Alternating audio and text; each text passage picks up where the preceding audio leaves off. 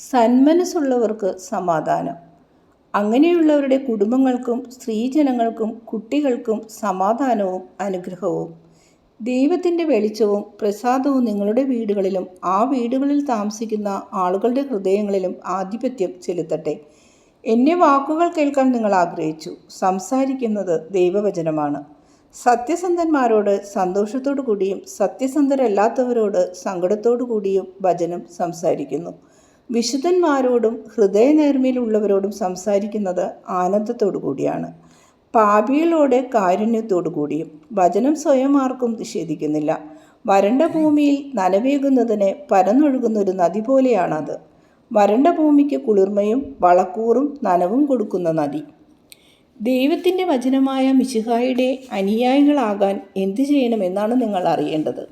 പിതാവിൻ്റെ വചനമായ മിശിഹ വന്നിരിക്കുന്നത് ഇസ്രയേലിനെ ഒന്നിച്ചു കൊണ്ടുവരാനാണ്. 10 കൽപ്പനകളുടെ പരിശുദ്ധവും മാറ്റമില്ലാത്തതുമായ വാക്കുകൾ ഇസ്രയേൽ വീണ്ടും കേൾക്കണം. അങ്ങനെ അവർ നീതീകരിക്കപ്പെടണം, പവിത്രീകരിക്കപ്പെടണം. രക്ഷയുടെ സമയത്തിന്, ദൈവരാജ്യത്തിൻ്റെ സമയത്തിന് അവർ സജ്ജരാക്കപ്പെടണം. അതിനാണ് മിശിഹ വന്നിരിക്കുന്നത്. മനുഷ്യൻ എത്രമാത്രം സ്വയം പവിത്രീകരിക്കാനാവുമോ അത്രയും അവനെ പവിത്രീകരിക്കുന്നതിന് ഞാൻ ചെകിടനോടും കുരുടനോടും മൂകനോടും കുഷ്ഠരോഗികളോടും തളർവാദം പിടിച്ചവരോടും മരിച്ചവരോടും പറയുന്നു, എഴുന്നേൽക്കൂ, നിങ്ങൾ സുഖം പ്രാപിച്ചിരിക്കുന്നു. എഴുന്നേൽക്കൂ, നടക്കൂ. വെളിച്ചത്തിൻ്റെയും വാക്കുകളുടെയും ശബ്ദങ്ങളുടെയും ലോകങ്ങൾ നിങ്ങൾക്കായി തുറക്കപ്പെടട്ടെ. അങ്ങനെ നിങ്ങൾ എന്നെ കാണുകയും കേൾക്കുകയും ചെയ്യട്ടെ. എന്നെപ്പറ്റി സംസാരിക്കട്ടെ. എന്നാൽ നിങ്ങളുടെ ശരീരങ്ങളോട് എന്നതിനേക്കാൾ നിങ്ങളുടെ ആത്മാക്കളോടാണ് ഞാൻ സംസാരിക്കുന്നത്. സന്മനസ്സുള്ളവരെ, എൻ്റെ അടുത്ത് വരാൻ ഒട്ടും ഭയപ്പെടേണ്ട. നിങ്ങളുടെ ആത്മാക്കൾക്ക് മുറിവേറ്റിട്ടുണ്ടെങ്കിൽ ഞാൻ അവയെ സുഖപ്പെടുത്താം. വ്യാധിയുണ്ടെങ്കിൽ ഞാനത് മാറ്റാം. മരണമടഞ്ഞിരിക്കുകയാണെങ്കിൽ ഞാൻ അവരെ ഉയർത്തെഴുന്നേൽപ്പിക്കാം. സഹകരിക്കാനുള്ള സന്മനസ്സ് മാത്രമാണ് ഞാൻ നിങ്ങളിൽ നിന്ന് ആവശ്യപ്പെടുന്നത്. ഞാൻ ആവശ്യപ്പെടുന്നത് വിഷമമുള്ള കാര്യമാണോ? അല്ല, ഒരിക്കലുമല്ല. റബ്ബികളെപ്പോലെ 100 ചട്ടങ്ങൾ നിങ്ങളുടെ മേൽ അടിച്ചേൽപ്പിക്കുന്നില്ല. ഞാൻ നിങ്ങളോട് പറയുന്നു, 10 കൽപ്പനകൾ അനുസരിക്കൂ. നിയമം അതൊന്നേയുള്ളൂ, അതിനു മാറ്റമില്ല. ദൈവം 10 കൽപ്പനകൾ തന്നിട്ട് ഏറെ നൂറ്റാണ്ടുകൾ കടന്നുപോയി. അന്നത് സുന്ദരവും പരിശുദ്ധവും പുതുമയുള്ളതുമായിരുന്നു. ഇപ്പോൾ പിറന്നു വീണ ഒരു ജന്തുവിനെ പോലെ, ഇതളുകൾ വിരിഞ്ഞു വരുന്ന റോസാപ്പൂവ് പോലെ. 10 കൽപ്പനകൾ ലളിതമായിരുന്നു, അർത്ഥസ്ഫുടതയുള്ളതായിരുന്നു, അനുസരിക്കാൻ എളുപ്പമുള്ളതായിരുന്നു. നൂറ്റാണ്ടുകൾ കടന്നുപോയപ്പോൾ വികലതകൾ കടന്നുകൂടി. ഒട്ടേറെ ചട്ടങ്ങളും നിയന്ത്രണങ്ങളും ഉപവകുപ്പുകളും ഉണ്ടായി. അങ്ങനെ നിയമം വലിയൊരു ഭാരമായി. ഉന്നതങ്ങളിൽ നിന്ന് ദൈവം നൽകിയ നിയമം അന്നത്തെ രൂപത്തിൽ ഞാൻ വീണ്ടും നിങ്ങൾക്ക് നൽകുന്നു. പഴയ കാലത്തെ വിശ്വസ്തരായ ഇസ്രായേൽക്കാരെ പോലെ ആത്മാർത്ഥതയുള്ള ഹൃദയത്തോടു കൂടി ഇത് സ്വീകരിക്കാൻ നിങ്ങളോട് ഞാൻ ആവശ്യപ്പെടുന്നു. ഇത് നിങ്ങളുടെ നന്മയ്ക്കാണ്. ഇത് സമൂഹത്തിലെ മേലേക്കിടയിലുള്ളവരുടെ കുറ്റമാണ്. എളിയവരായ സാധാരണക്കാരുടെ കുറ്റമല്ല എന്ന് നിങ്ങൾ ചുണ്ടുകൊണ്ടല്ലെങ്കിലും ഹൃദയത്തിൽ പിറുപിറുക്കുന്നു. അത് നേരാണ്. എന്താണ് ചെയ്യേണ്ടതെന്ന് ആവർത്തനത്തിൻ്റെ പുസ്തകത്തിൽ പറയുന്നുണ്ട്. അതുമാത്രം മതിയായിരുന്നു. മറ്റുള്ളവരുടെ ആജ്ഞ അനുസരിച്ച് പ്രവർത്തിച്ച അവരെ, സ്വന്തം നിലയിൽ പ്രവർത്തിക്കാതിരുന്ന അവരെ നിങ്ങൾ വിധിക്കരുത്. ദൈവം ആജ്ഞാപിക്കുന്നതെന്തോ അത് ചെയ്യുക. എല്ലാത്തിലും ഉപരിയായി പ്രധാനപ്പെട്ട 2 കൽപ്പനകൾ പറഞ്ഞിരിക്കുന്നത് പൂർണ്ണമായും നിറവേറ്റാൻ ശ്രമിക്കുക. നിങ്ങൾ ദൈവത്തെ മുഴുവൻ ഹൃദയത്തോടു കൂടി സ്നേഹിക്കുന്നുണ്ടെങ്കിൽ നിങ്ങളൊരു പാപവും ചെയ്യില്ല. കാരണം പാപം ദൈവത്തെ വേദനിപ്പിക്കുന്നു. സ്നേഹിക്കുന്നവൻ വേദനിപ്പിക്കാൻ ആഗ്രഹിക്കുന്നില്ല. നിങ്ങൾ നിങ്ങളെ തന്നെ സ്നേഹിക്കുന്നത് പോലെ അയൽക്കാരനെയും സ്നേഹിച്ചാൽ മതി. നിങ്ങൾ മാതാപിതാക്കളെ സ്നേഹിച്ചാൽ മാതാപിതാക്കളെ ബഹുമാനിക്കുന്ന മക്കളായിരിക്കും നിങ്ങൾ. ഭാര്യമാരോട് വിശ്വസ്തത പുലർത്തുന്ന ഭർത്താക്കന്മാരായിരിക്കും. കച്ചവടത്തിൽ സത്യസന്ധത കാട്ടുന്ന വ്യാപാരികളായിരിക്കും. ശത്രുക്കൾക്കെതിരെ നിങ്ങൾ ആക്രമാസക്തരാവില്ല. കള്ളസാക്ഷി പറയില്ല. പണക്കാരോട് നിങ്ങൾക്ക് അസൂയ തോന്നില്ല. വേറൊരുത്തൻ്റെ ഭാര്യയെ മോഹിക്കില്ല. നിങ്ങളോട് മറ്റുള്ളവർ ചെയ്യരുത് എന്ന് നിങ്ങൾ ആഗ്രഹിക്കുന്ന യാതൊന്നും നിങ്ങൾ അവരോട് ചെയ്യില്ല. നിങ്ങൾ കളവ് ചെയ്യുകയില്ല, കൊല്ലുകയില്ല, പരദൂഷണം പറയുകയില്ല, വ്യഭിചാരം ചെയ്യില്ല, കുയിലിനെ പോലെ മറ്റു വല്ലവരുടെയും കൂട്ടിൽ മുട്ടയിടുകയില്ല.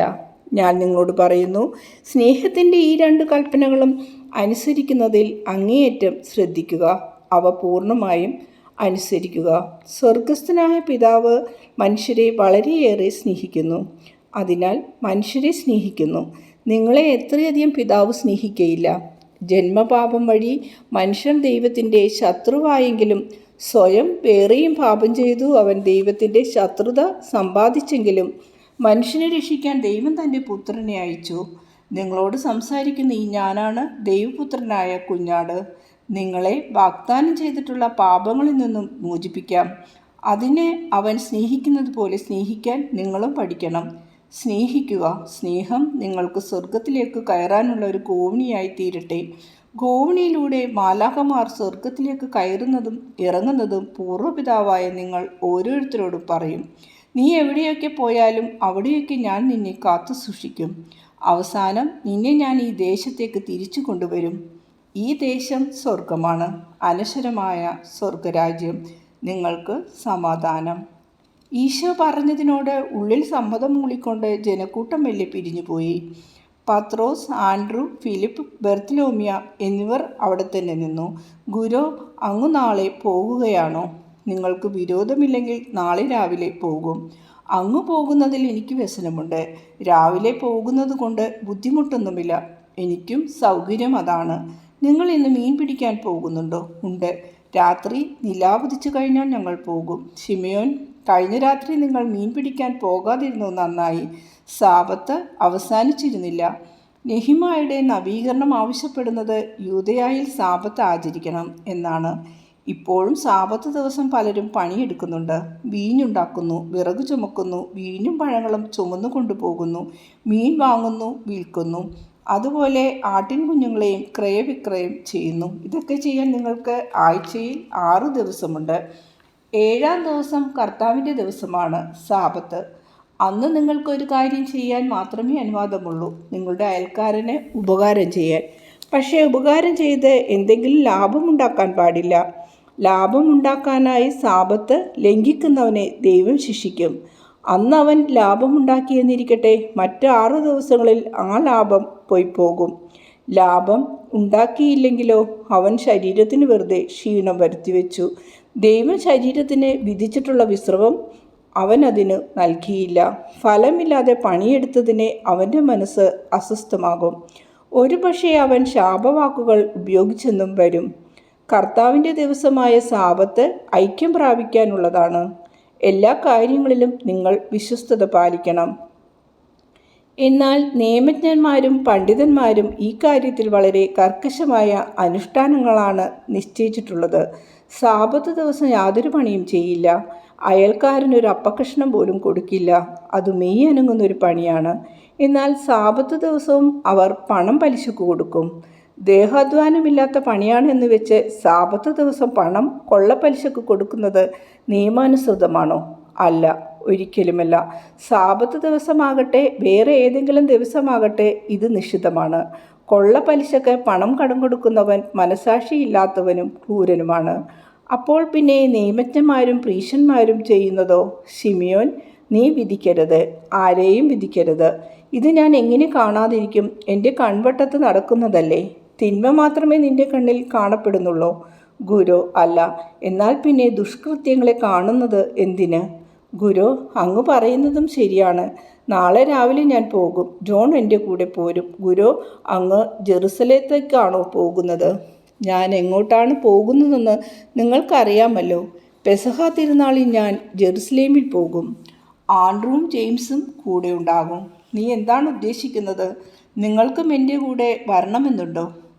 അപ്പോൾ നിങ്ങൾ എങ്ങനെ മീൻ പിടിക്കാൻ പോകും?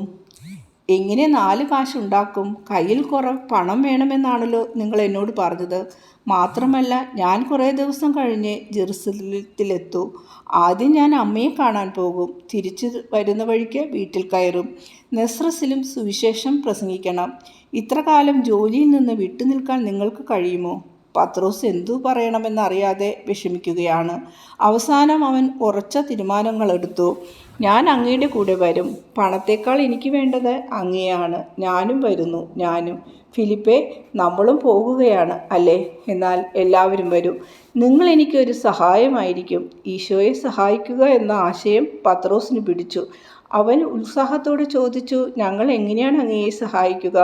ഞാൻ പറഞ്ഞു തരാം. നന്മ ചെയ്യാൻ നിങ്ങൾ ഞാൻ പറയുന്നത് ചെയ്യുകയേ വേണ്ടൂ. അനുസരണയുള്ളവൻ എപ്പോഴും നന്മ ചെയ്യുന്നവനാണ്. നമുക്ക് പ്രാർത്ഥിക്കാം. അത് കഴിഞ്ഞ് ഓരോരുത്തരും പോയി അവനവൻ്റെ ചുമതലകൾ നിറവേറ്റട്ടെ.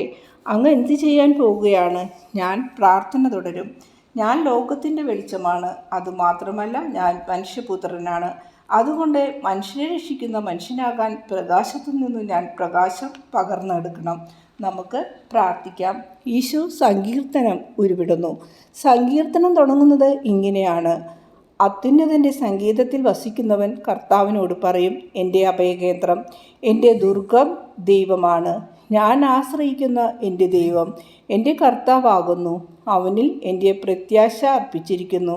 വേടിൻ്റെ കണികളിൽ നിന്നും മുള്ളുവാക്കുകളിൽ നിന്നും അവൻ എന്നെ രക്ഷിച്ചു. സങ്കീർത്തനം 4-ാം പുസ്തകത്തിൽ 2-ാം സങ്കീർത്തനമാണിത്. റോമൻ അക്കങ്ങൾ വായിച്ചത് തെറ്റിയിട്ടില്ലെങ്കിൽ ഇത് 90-ാമത്തെ സങ്കീർത്തനമാണ്. ദർശനം ഇവിടെ അവസാനിക്കുന്നു.